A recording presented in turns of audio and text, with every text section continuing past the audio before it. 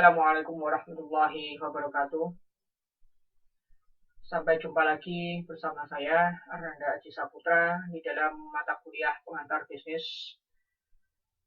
Mata kuliah ini disampaikan khususnya bagi rekan-rekan mahasiswa STIE Indosakti Malang, di mana saat ini kita akan mempelajari tentang faktor-faktor produksi dan juga secuil dari materi kewirausahaan.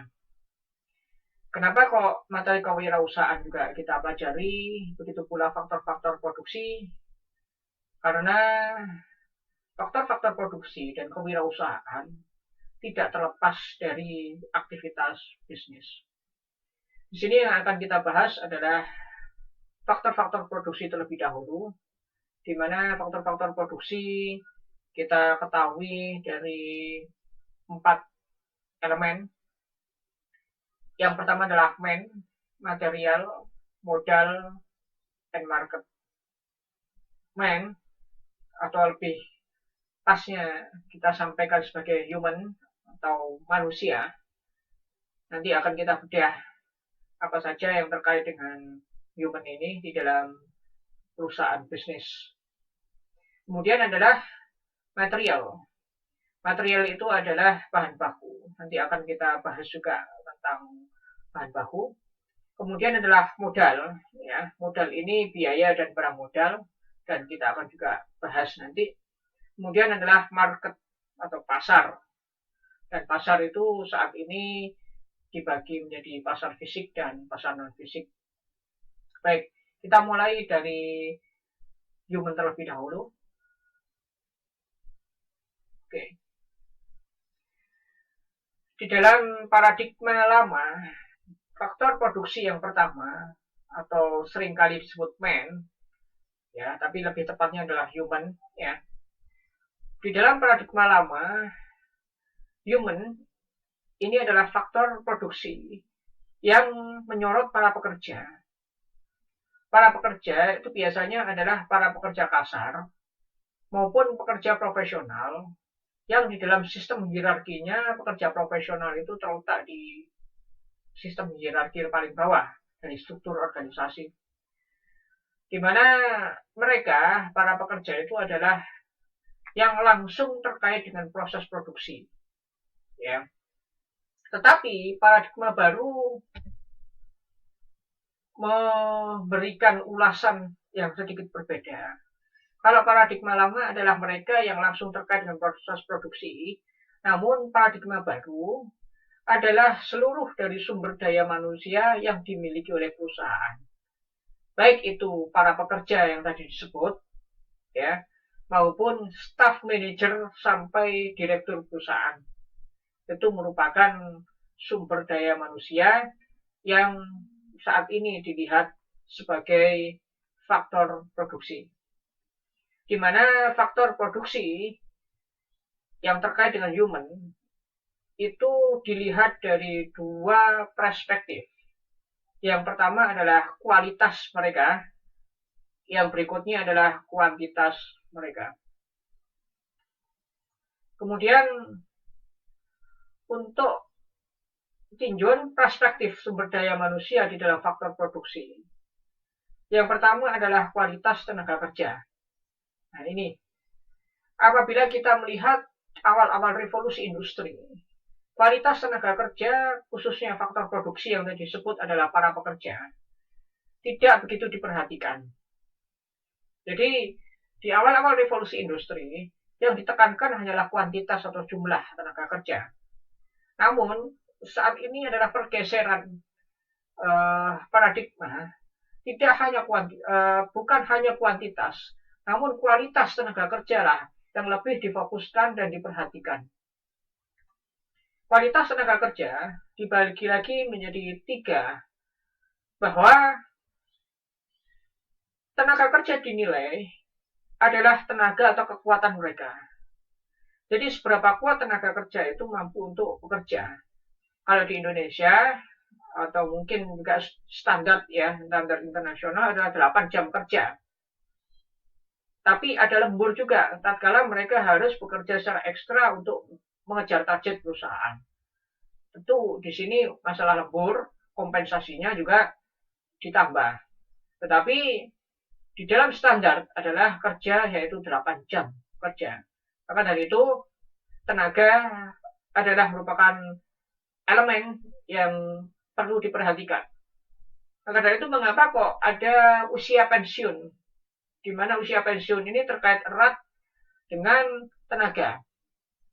Di mana apabila pekerjaan yang tidak membutuhkan tenaga atau kekuatan ekstra, maka usia pensiunnya adalah lebih panjang daripada yang menggunakan tenaga ekstra. Kemudian juga dilihat dari pendidikan. Sehingga pendidikan profesional, yang pendidikan yang tinggi, ya, mungkin kalau kita lihat adalah S2, S3 maupun profesor, ya, itu masa pensiunnya kalau dilihat juga lebih panjang. Guru juga pensiunnya lebih panjang. Tapi standar daripada perusahaan, ya, biasanya adalah 55, 60. Kalau 55 itu adalah masa pensiun yang memerlukan tenaga lebih berat. Biasanya 60 gitu ya, pensiun, atau 58. 68 yang kalau tidak salah yang terbaru. Kalau guru 60, ya dosen 65. Pendidikan ini pun juga dilihat di perusahaan-perusahaan saat ini. Maka dari itu untuk jenjang karir, ya, itu juga mensyaratkan pendidikan. Salah satunya adalah mensyaratkan pendidikan untuk dapat naik kepada jenjang yang lebih tinggi di dalam karir perusahaan. Lalu kemudian keterampilan ini juga menjadi syarat untuk menjadi suatu elemen, ya, menjadi suatu elemen untuk menilai kualitas tenaga kerja. Bertambah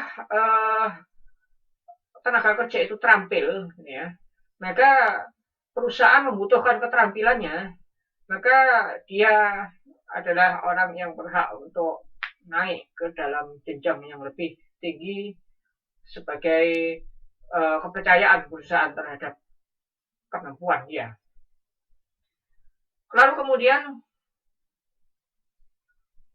kuantitas tenaga kerja sudah disebutkan bahwa di awal-awal revolusi industri, kuantitas tenaga kerja itu lebih difokuskan daripada kualitas mereka. Namun saat ini ada pergeseran paradigma, di mana paradigma kualitas itu lebih ditekankan daripada kuantitas tenaga kerja. Mengapa? Khususnya pada era kecerdasan buatan atau artificial intelligence, kualitas tenaga kerja ini tidak menjadi patokan keberhasilan perusahaan di dalam mengelola faktor produksi. Yang menjadi patokan keberhasilan yaitu kualitas tenaga kerja mereka yang dapat memberikan akselerasi bagi perusahaan itu, khususnya perkembangan perusahaan itu. Mengapa? Karena saat ini, ya, tenaga manusia sudah banyak tergantikan oleh tenaga mesin otomatis. Mesin otomatis ini dikendalikan oleh yang namanya komputer. Komputer dikendalikan oleh kecerdasan komputer alias kecerdasan buatan. Sehingga manusia hanya memasukkan program-program, hanya memasukkan perintah-perintah ke dalam suatu teknologi yang bernama komputer dan sejenisnya, ya, yang mendukung itu. Kita sebut komputer, ya. Baik HP, laptop, maupun alat-alat yang itu digunakan untuk produksi, yang dimana mampu untuk menerjemahkan kode biner, ya, 101010, ya, yang dimana kode itu menerjemahkan banyak sekali perintah, dimana perintah itu juga nanti outputnya bermacam-macam, salah satunya juga dibuat untuk memproduksi secara otomatis, maka ini disebut komputer. Di mana kecerdasan buatan ini saat ini sudah banyak menggantikan peran manusia. Siapa saja atau bisnis apa saja, ya, di perusahaan mana saja yang mereka mampu mengembangkan teknologi artificial intelligence untuk membantu proses produksi mereka, maka di sini akan terjadi akselerasi besar-besaran. Ya. Maka tentu di sini ada yang namanya paradigma tenaga kerja. Di suatu sisi, perusahaan dengan adanya teknologi ini dapat menghemat ya, biaya produksi dengan sangat besar. Namun di suatu sisi lain, melihat dari sisi kemanusiaan, maka perusahaan ya akan menaruh di mana para pekerja yang tidak memiliki keterampilan, pendidikan, dan juga tenaga atau kekuatan itu. Maka di sini perusahaan-perusahaan besar biasanya yang sudah berbasis teknologi IT atau artificial intelligence ini, maka mereka tidak membutuhkan banyak tenaga kerja kasar. Yang paling dibutuhkan adalah tenaga kerja profesional. Maka dari itu saat ini permasalahan pengangguran juga karena sedikitnya lapangan pekerjaan di mana manusia sudah banyak tergantikan oleh mesin, sehingga yang dibutuhkan oleh perusahaan adalah tenaga profesional, bukan tenaga kasar. Walaupun ada banyak perusahaan-perusahaan yang masih membutuhkan tenaga kasar untuk beberapa proses produksi. Kemudian adalah kalau kita melihat yang kedua, proses produksi kedua adalah material atau bahan baku. Material atau bahan baku ini kita melihat dari sudut pandang jenis. Adapun jenis bahan baku kita bagi menjadi dua. Yang pertama adalah bahan baku langsung. Bahan baku langsung ini adalah bahan baku yang terkait erat dengan proses produksi. Dan bahan ini adalah merupakan bagian utama dari bahan jadi, di mana biaya produksi yang dikeluarkan untuk membeli bahan baku langsung ini adalah sebanding dengan hasil yang diharapkan. Contoh di sini adalah produksinya adalah meja, produk jadinya adalah meja, maka bahan bakunya adalah kayu. Semakin banyak kita membeli kayu, maka kayu yang kita buat bisa menjadi lebih banyak. Semakin sedikit kayu yang dibeli, maka sedikit pula meja yang dapat diproduksi. Kemudian adalah bahan baku tak langsung. Bahan baku tak langsung ini merupakan bahan baku penunjang yang tidak terkait langsung dengan proses produksi. Ya, atau terkait langsung tetapi bukan merupakan bahan pokoknya, ya. Jadi bahan baku pokoknya. Jadi ibaratnya bahan baku tambahan, ya, dan bukan bagian utama dari barang jadi itu, serta biaya yang dikeluarkan sebagai penunjang kualitas barang jadi saja. Contoh, kalau kita memproduksi meja, maka bahan baku yang tak langsung adalah cat. Semakin banyak kita membuat cat, belum tentu banyak pula meja yang diproduksi. Begitu pula sebaliknya, kalau misalkan kita membeli sedikit cat, itu juga belum tentu sedikit meja yang dapat diproduksi. Kalau dahulu cat berbentuk cair, ya kan, yang dioles gitu ya. Kalau sekarang cat bisa juga berbentuk semprot, ya, seperti pilok, gitu ya. Atau juga kalau sekarang kita memproduksi mobil, kalau cat itu sekarang mulai ada yang disemprot, ya, maupun ada yang dicelup, ya, tanpa dioles lagi seperti dahulu.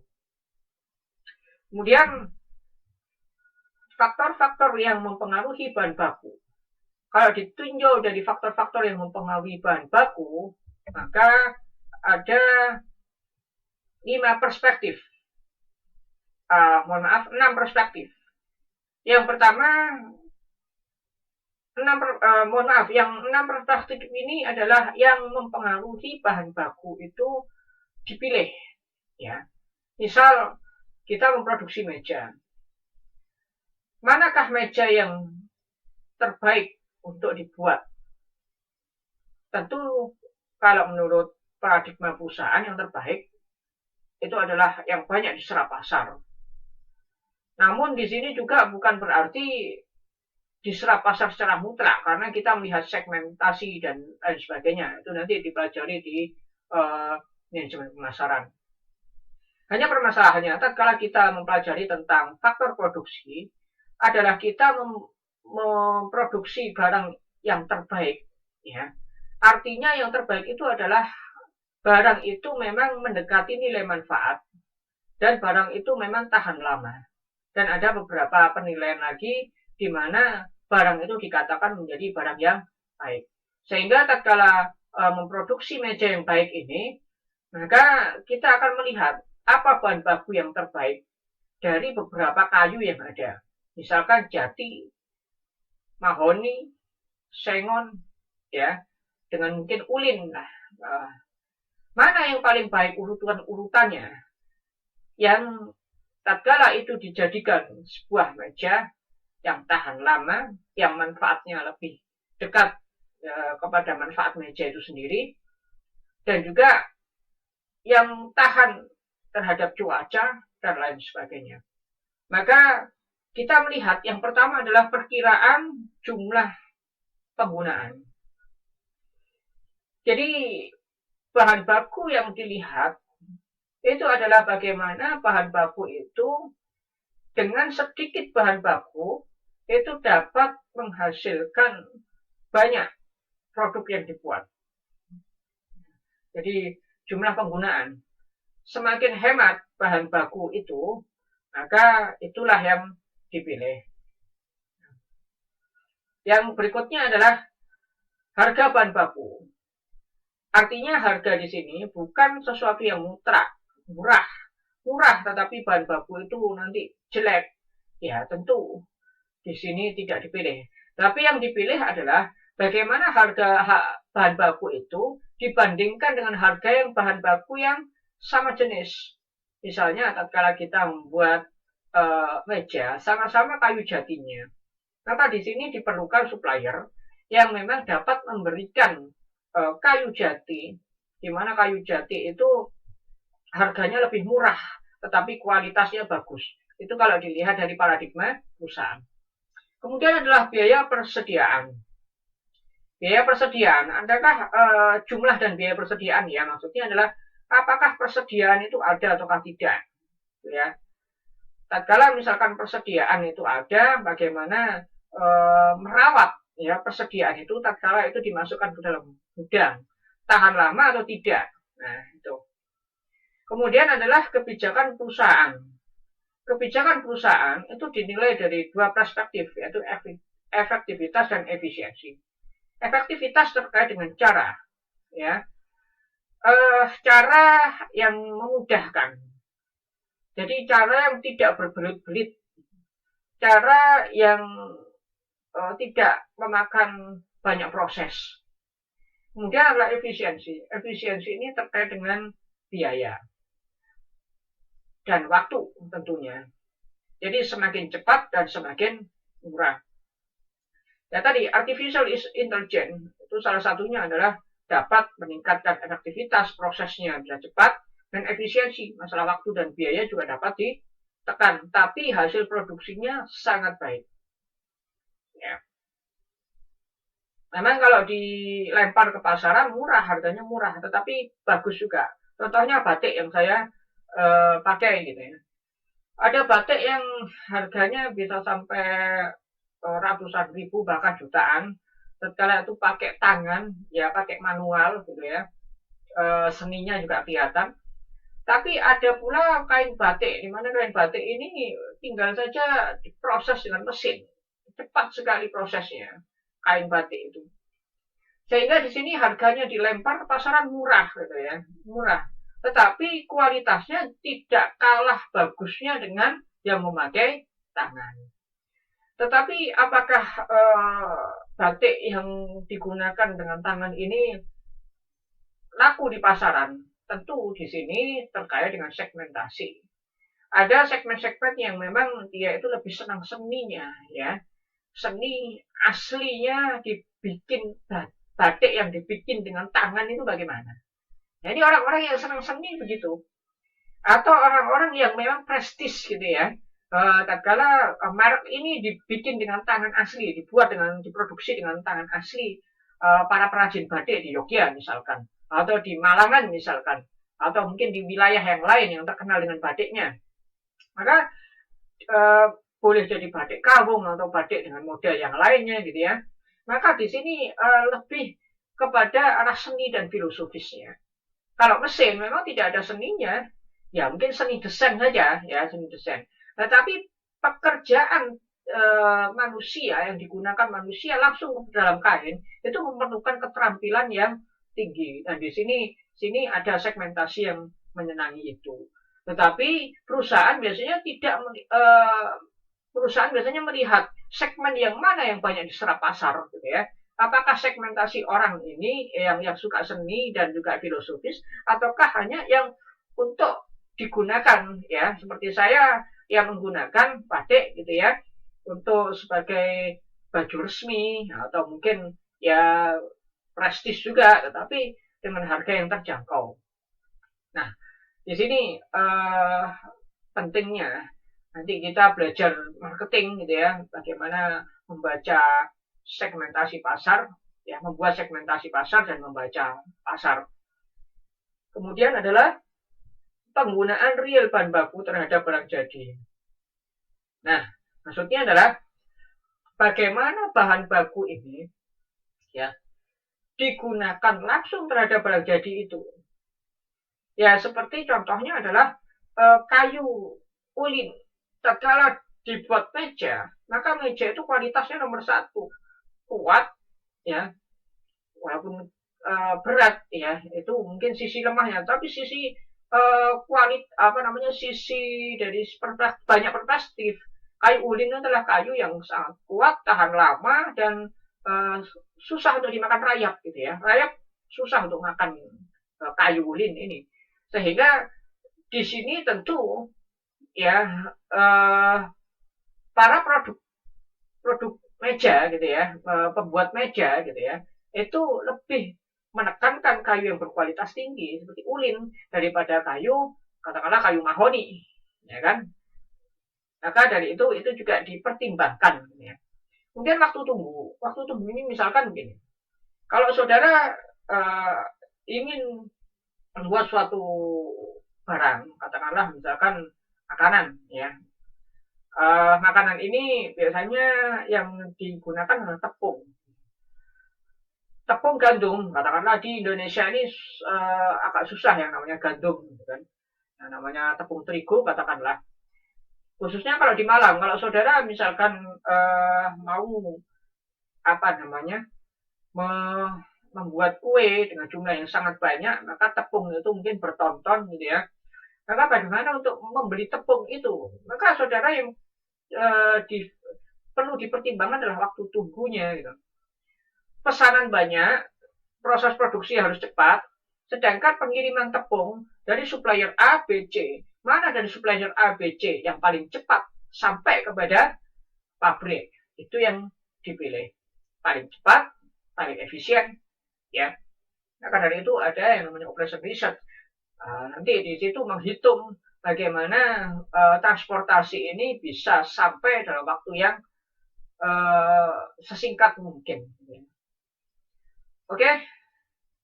Kemudian tidak kalah pentingnya, material ini juga tanah.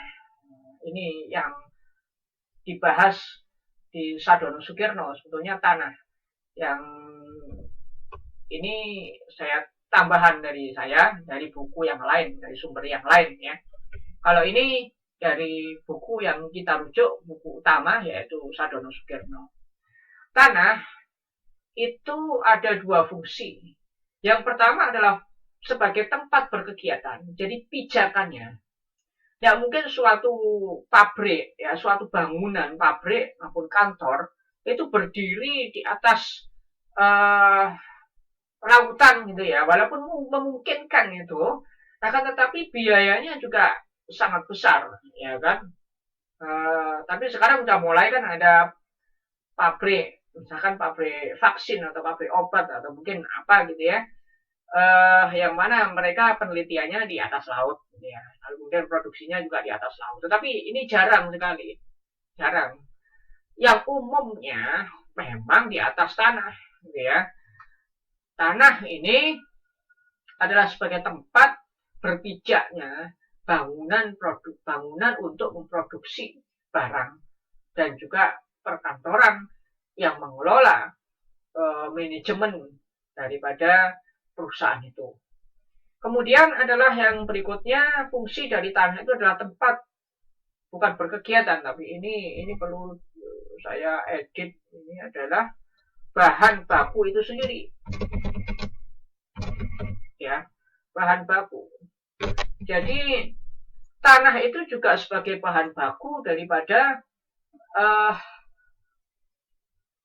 produksi, ya, barang jadi yang diproduksi. Contoh adalah keramik, batu bata.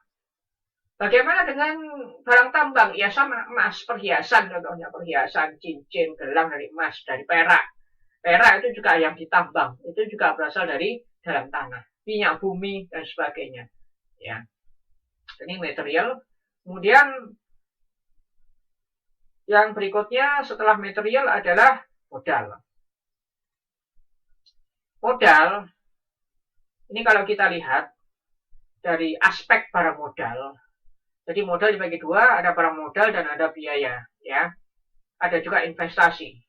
Yang pertama adalah modal yang berupa barang atau barang modal, yaitu peralatan fisik untuk menghasilkan barang dan jasa.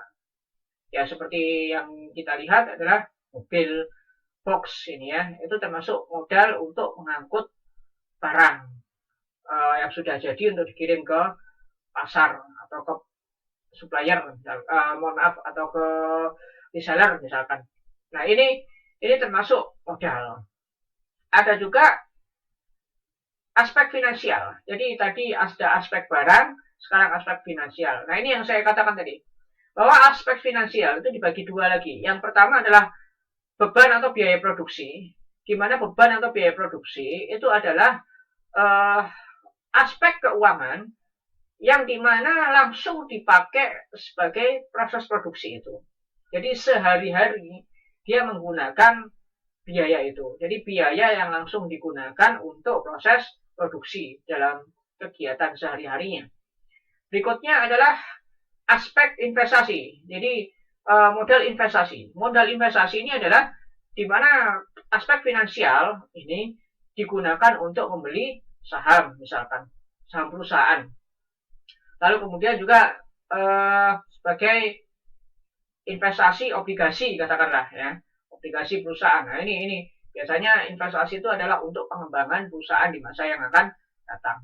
Jadi modal dibagi dua secara perspektif, yaitu barang modal dan modal finansial, di mana modal finansial dilihat dari fungsinya, yaitu modal yang digunakan untuk membiayai produksi dan modal yang digunakan untuk investasi.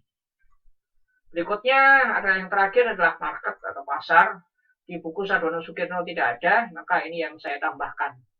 Jadi pasar itu ada pasar fisik dan pasar non fisik. Apa itu pasar fisik? Pasar fisik adalah pasar yang nampak, ya, biasa orang berlalu lalang di situ. Pasar fisik itu tatkala misalkan kita melihat barang, ya seperti pasar tradisional, gerai retail, ya, lalu kemudian plaza yang menawarkan jasa secara murni apa gitu, ya, ada salon, ada hotel dan sebagainya, ya. Tapi ada juga saat ini pasar non fisik. Pasar non fisik itu apa? Pasar non fisik itu adalah pasar yang tidak nampak, di mana pasar itu pengertiannya adalah di mana bertemunya para penjual dan pembeli. Di mana para penjual dan pembeli ini, ya, melangsungkan akad untuk transaksi uang dan barang. Ya, seperti itu. Uangnya pun juga bermacam-macam. Kalau kita melihat sekarang bukan uang secara fisik, ada uang giral, ada uang kartal, kan begitu. Yang biasanya kita belikan barang dengan bentuk fisik uang itu kan uang kartal, tapi sekarang banyak yang uang giral gitu, ya. Uang giral pun macam-macam, ada yang di bank, ada yang sekarang tuh masuk seperti Briva, Imoni, ya, seperti kartu begitu. Ada juga yang hanya berupa apa namanya, poin di HP itu. Misalkan seperti uang Anda sekian gitu ya, seperti di link aja gitu ya, OVO, nah itu seperti itulah ya contohnya. Nah, pasar pun juga demikian. Yang pasar yang tidak kelihatan secara fisik itu pasar online. Baik itu marketplace ya, kemudian media sosial pun itu juga saat ini sudah mulai dapat dikembangkan untuk sarana ya, sarana berkomunikasi antara penjual dan pembeli ya. Lalu kemudian adalah pasar tenaga kerja. Nah, pasar tenaga kerja ini adalah pasar di mana bertemunya bukan penjual dan pembeli, namun bertemunya perusahaan yang sebagai pihak yang membutuhkan tenaga kerja dengan calon para tenaga kerja, ya. Misalkan saudara nanti S1 lulus atau saudara yang bekerja, ya, beberapa dari saudara yang bekerja lulus SMA, saudara cari pekerjaan yang cocok buat saudara, ya, saudara pengalaman yang sudah bekerja ini, maka disitulah terjadi pasar tenaga kerja. Pasar tenaga kerja pun juga ada yang secara online. Sekarang yang LinkedIn itu ya, LinkedIn ini kan ada penawaran tenaga kerja, kemudian saudara masukkan CV, kemudian nanti mereka yang menyeleksi apakah saudara akan apa namanya dipanggil untuk seleksi lanjutan atau tidak. Itu dari CV-nya, kurikulum vitae-nya. Kemudian kalau secara offline ada biasanya di gedung-gedung tertentu ya, seperti gedung apa namanya biasanya kalau di Malang ini ya ada di gedung Sasana Krida, Sasana Budaya, atau mungkin di beberapa tempat gitu ya. Itu yang event ya, menggunakan event bertemunya perusahaan yang membutuhkan tenaga kerja dengan calon tenaga kerja. Di situ calon tenaga kerja melihat lowongan pekerjaan ya, yang ada gitu. Dia melihat job desk-nya, mohon maaf, dia melihat job spesifikasinya apa, spesifikasi pekerjaan yang dibutuhkan apa, cocok nggak dengan saya gitu kan. Lalu kemudian selain itu juga yang cari kerja, yang membuka lowongan kerja itu juga biasanya kalau pasar tenaga kerja langsung diwawancarai di tempat gitu ya. Saudara bawa CV, kemudian ada petugas human resource-nya di situ melihat CV saudara, kemudian ditanya-tanya, setelah ditanya-tanya, kemudian beberapa hari gitu ya, saudara ditelepon untuk datang ke kantor untuk seleksi lanjutan, misalkan seperti itu. Berikutnya adalah pasar bursa. Pasar bursa ini atau biasa disebut juga pasar modal gitu ya. Pasar modal atau saham itu jual beli saham. Jadi ini nanti kalau saudara menempuh kuliah pasar modal, saudara dapat belajar lebih dalam lagi ya. Bagaimana cara saudara untuk investasi, mendapatkan dividen maupun juga berdagang saham yang mendapatkan capital gain. Kemudian adalah pasar valuta asing atau pasar falas. Ya, di sini disebut juga sebagai pasar uang. Di mana pasar uang itu adalah pasar bertemunya antara penjual dan pembeli, tapi dalam bentuk uang, penukaran uang. Jadi saudara akan membeli dolar. Berapa harga dolar? Katakanlah 14.700 katakanlah. Kemudian menguat lagi rupiah 14.300. Dan melemah lagi 14.500. Nah, itu saudara ingin membeli dolar dengan rupiah. Begitu juga saat ini ada bentuk-bentuk uang, baik uang itu disahkan oleh negara maupun sebagai uang yang uang itu sah tetapi bukan untuk jual beli ya, untuk investasi saja seperti dinar gitu ya. Itu kalau zaman dahulu adalah uang, kalau zaman sekarang adalah berbentuk mas koin ya, mas koin yang dimana beberapa komunitas itu memang digunakan sebagai jual beli apa namanya sebagai uang dalam komunitas dinar dirham gitu ya. Nah ini boleh walaupun di dalam negara sendiri untuk dinar dan dirham masih dianggap sebagai logam mulia, belum dianggap sebagai uang untuk transaksi. Kemudian adalah kita mempelajari tentang kewirausahaan. Sedikit saja dari kewirausahaan. Apa sih definisi kewirausahaan? yaitu kemampuan seseorang di dalam mendirikan, menjalankan, dan mengembangkan suatu usaha.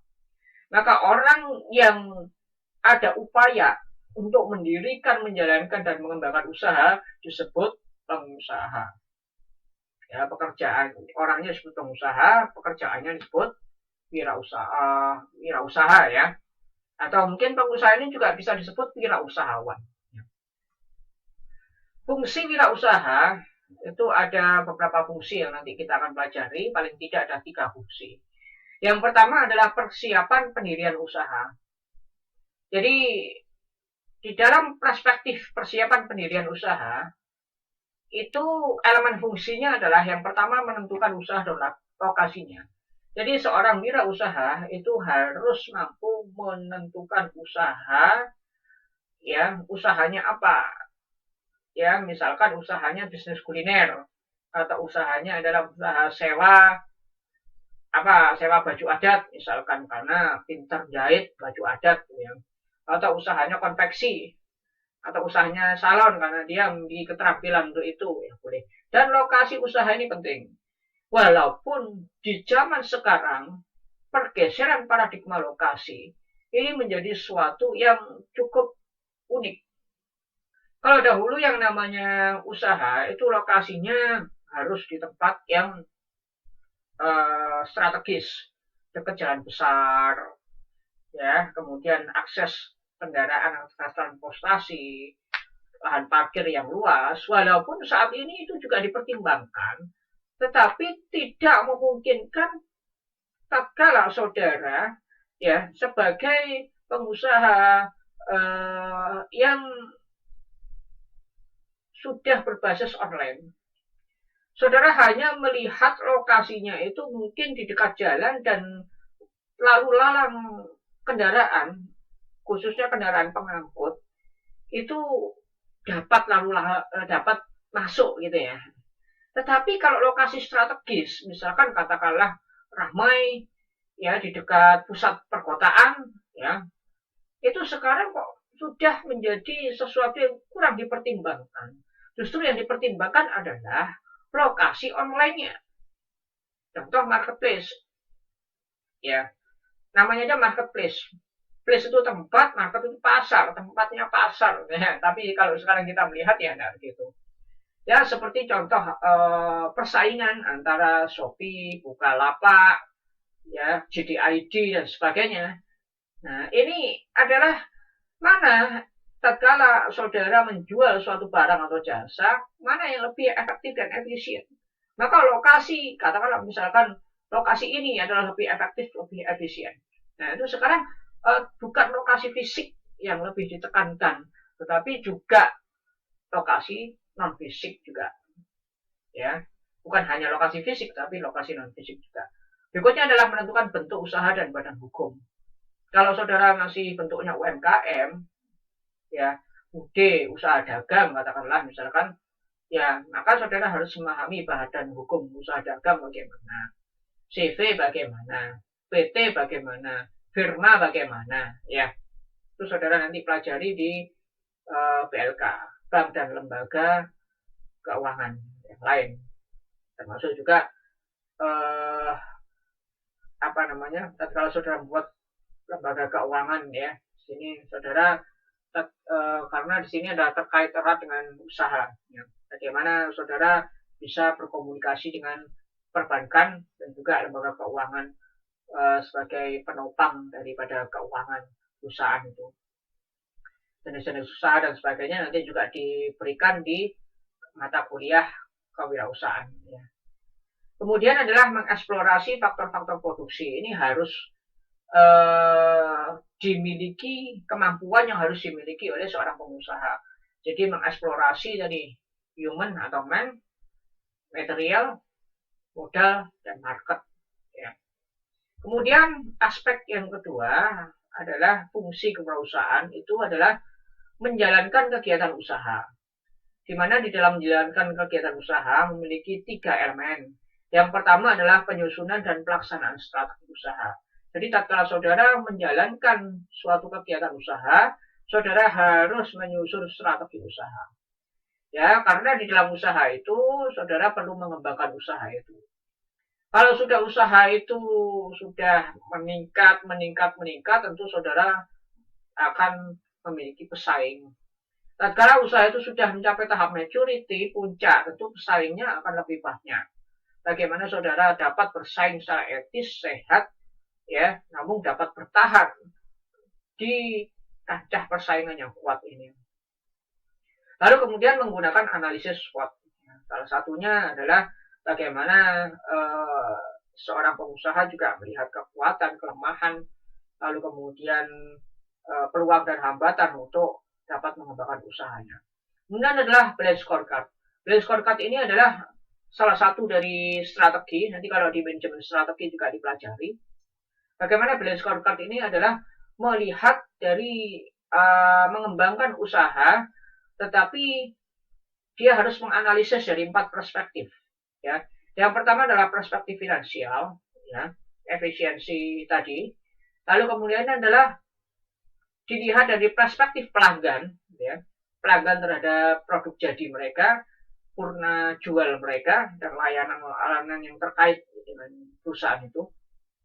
Kemudian adalah dilihat juga dari perspektif proses bisnis internal. Jadi bagaimana orang-orang yang dimiliki, sumber daya yang dimiliki, itu mampu menjalankan proses bisnis secara profesional, ya, dan etis tentunya. Berikutnya adalah juga dilihat dari perspektif pertumbuhan dan pembelajaran. Jadi pertumbuhan perusahaan itu dinilai, ya, kemudian pembelajaran perusahaan itu juga dinilai. Pertumbuhan itu artinya adalah perubahan yang terkait dengan nilai-nilai positif. Nah, jadi berubah itu ada dua, perubahan positif dan perubahan negatif. Kalau pertumbuhan berarti dia bertambah positif, bertambah banyak, bertambah bagus kualitasnya, ya, bertambah profesional tenaga kerjanya. Dan pembelajaran, setiap pelaku bisnis atau setiap perusahaan itu tentu memiliki kesalahan. Hanya saja, apakah perusahaan itu atau bisnis itu di dalam prosesnya jatuh kepada lubang yang sama. Kalau dia jatuh kepada lubang yang sama, maka itu dapat disebut kurang dalam pembelajarannya. Katakanlah misalkan 5 kali jatuh di lubang yang sama, ternyata masih jatuh lagi yang ke-6.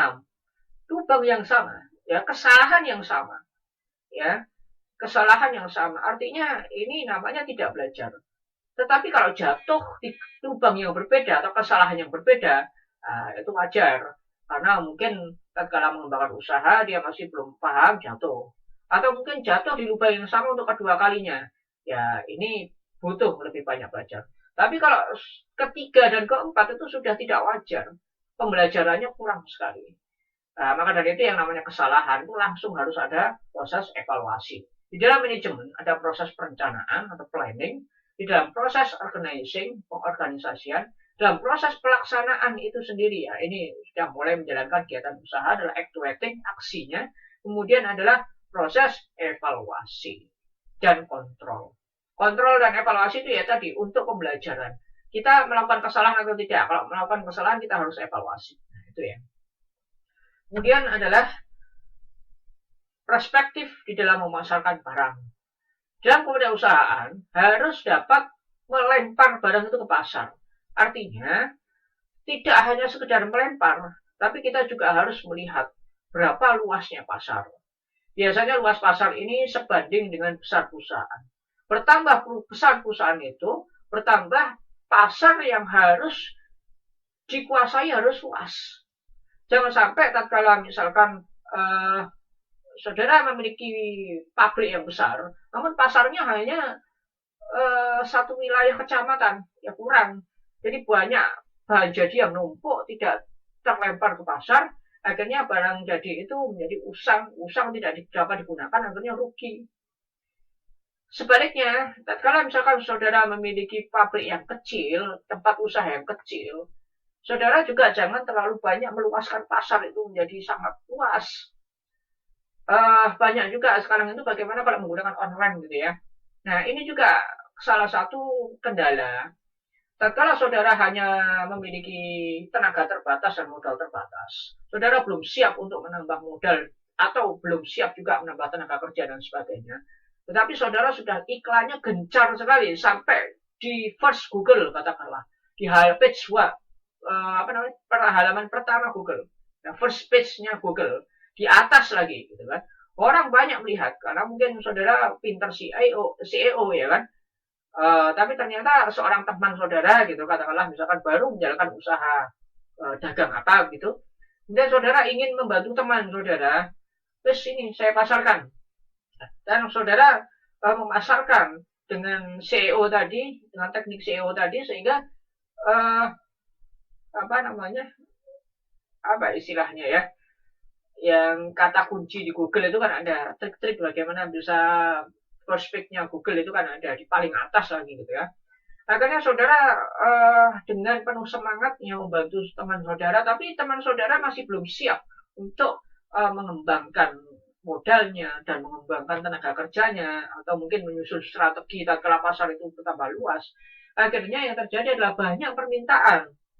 Iklannya itu gencar sekali, orang banyak melihat, barangnya kok bagus, setelah banyak pesanan, yang terjadi adalah tidak tercovernya para konsumen. Akhirnya apa? Di dalam proses penilaian pelanggan itu bintangnya mungkin hanya 3. Kenapa kok bintang 3? Barang sebagus ini atau mungkin makanan seenak ini gitu ya. Atau mungkin apalah barang yang murah tetapi sangat berkualitas. Kenapa kok hanya bintang 4, bintang 3?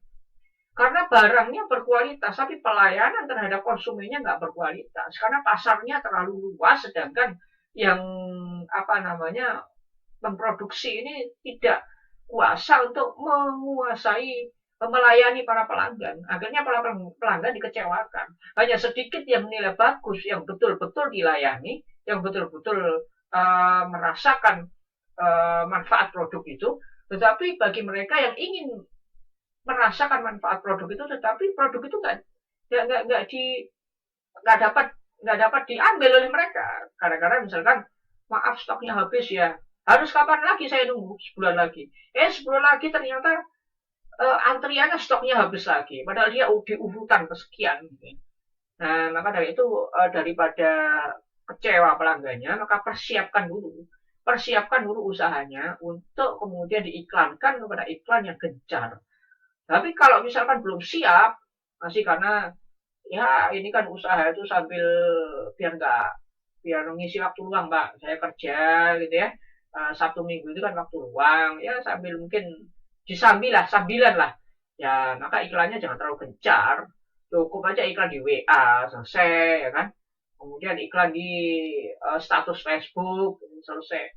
Itu kalau saudara sudah mengiklannya sudah gencar kepada apa namanya, semua media sosial juga saudara ngiklan di situ dan marketplace saudara masukkan, berarti saudara harus siap itu. Kalau dulu fisik, kalau sekarang non fisik. Dan target pasar ini nggak terkait dengan segmentasi pasar, saudara harus memberikan segmentasi dulu. Segmentasi itu dipilah-pilah ya pasarnya. Ada segmentasi menurut usia, ada segmentasi menurut pekerjaan, ada segmentasi menurut klaster atau wilayah. Ya, wilayah pun juga dibagi menurut wilayah ekonomi, menurut wilayah geografi ya. Lalu kemudian menurut ekonomi juga tadi yang katakan pendapatan misalkan. Ya, jadi targetnya adalah ini kelas menengah ke bawah. Seperti contoh misalkan mobil Porsche atau mobil Ferrari ya. Mobil Porsche dan mobil Ferrari gitu ya. Ya, itu kan menengah ke atas itu, kelas atas gitu ya. Ya, mobil Porsche itu kalau saudara lihat Porsche ya ngomongnya ya, saya kurang paham dengan antara tulisan bahasa Inggris itu kan tulisan dengan ngomong itu agak susah juga gitu ya. Nah, ini kalau mobil Porsche ini harganya sampai 4,3 miliar gitu kan. Bisa sampai harga 5 miliar gitu ya. Ya kalau orang-orang seperti saya gitu ya pakai mobil Porsche nggak muat rezeki juga, belinya juga nggak kuat gitu ya, onderdilnya juga nggak kuat kalau ada kerusakan. Mungkin dapat orang-orang dapat pensiunan katakanlah pensiunan 1 miliar katakanlah digunakan untuk beli mobil apa yang Ferrari berapa itu ya, Ferrari ya. Ya katakanlah misalnya Porsche yang second itu 1 miliar gitu ya. second 1 miliar beli, ya habis uangnya, modelnya bagaimana? Itu memang orang-orang kelas atas kalau yang beli mobil-mobilnya itu, tapi itu merupakan sebuah segmentasi bijikan. Gitu. Tapi mobil Porsche juga memproduksi dalam waktu 1 tahun produksi ribuan, ya dalam 1 tahun. Jadi berarti banyak orang kaya di dunia ini, gitu ya. Lalu kemudian juga ada segmentasi menengah, ya. Ada segmentasi menengah bawah, gitu ya. Ya seperti mobil kecil-kecil, gitu ya, di city car, gitu ya. Oke ya. Kemudian juga ada bauran pemasaran. Bauran pemasaran itu kita pelajari di manajemen marketing nanti, manajemen pemasaran. Ada place, ya tempat, ya. Yang pertama adalah produk, ya. Produk, place, tempat, promotion, ya, dan price, harga. Itu untuk barang. Ya, untuk jasa ada 7P, ya. Nah, maka dari itu untuk bauran pemasaran itu dilihat fleksibilitas pemasaran. Contohnya tempat. Jadi kita sudah banyak membahas masalah tempat. Ya, tempat itu ada tidak hanya fisik, tapi sekarang non fisik, ya, place-nya. Kemudian produknya harus fleksibel juga. Contohnya adalah handphone. Handphone itu sekarang serinya banyak. Ya, kalau dulu ya ada seri ini, ada seri ini, bahkan ditambah S juga, gitu ya. Handphone sekian S, handphone sekian nggak ada S-nya, gitu ya. Nah, itu apa? Antara S atau ada S-nya, gitu kan, gitu. Itu ada seri-serinya. Nah, itu namanya fleksibilitas. Berkembang, terus berkembang. Mengikuti segmen yang ada, target yang ada, dan kondisi faktor-faktor pasar yang ada, ya, tren yang ada. Ya. Bauran pemasaran tadi, kemudian apalah tadi place, produk, promotion. Nah, apalagi promotion. Promotion itu harus sangat fleksibel sekali. Kalau dulu saudara mungkin zaman tahun, ya saudara belum lahir mungkin ya, saya pun juga belum lahir tahun 50 gitu ya, tahun 60 ya, radio iklannya gitu ya, pun mahal sekali. Lalu kemudian tahun 80 90 televisi, ya itu pun juga mahal sekali, koran gitu ya. Lalu kemudian mulai tahun 2000 berapa itu ya, sudah mulai ke internet gitu ya, mulai sudah. Sekarang bukan hanya internet saja, kalau dulu masih 3W ya kan, harus bikin web blog. Nah, sekarang sudah nggak perlu web blog, nah, media sosial dipakai gitu ya. Marketplace juga banyak ya. Sampai pemerintah juga bingung ini gimana caranya untuk majekin kan gitu ya. Karena memang sangat fleksibel sekali. Baik, demikian yang bisa saya sampaikan. Kurang lebihnya mohon maaf apabila ada kesalahan, dan semoga bermanfaat ya. Yang paling penting adalah saya mohon teman-teman mahasiswa dapat merangkum apa yang saya sampaikan. Merangkum ini bukan menulis plek, enggak ya. Tapi merangkum ini saudara dengarkan mulai awal sampai akhir, kemudian saudara tulis dengan baik, dengan poin-poin yang memang betul-betul pas ya. Poinnya yang poin apa namanya, tapi ya jangan 1,5 lembar ya.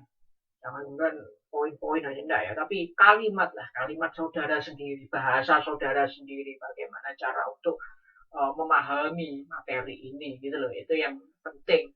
Karena apa? Karena nanti kalau saudara sudah betul-betul bisnis beneran, saudara akan banyak mendapat tantangan ya di luar.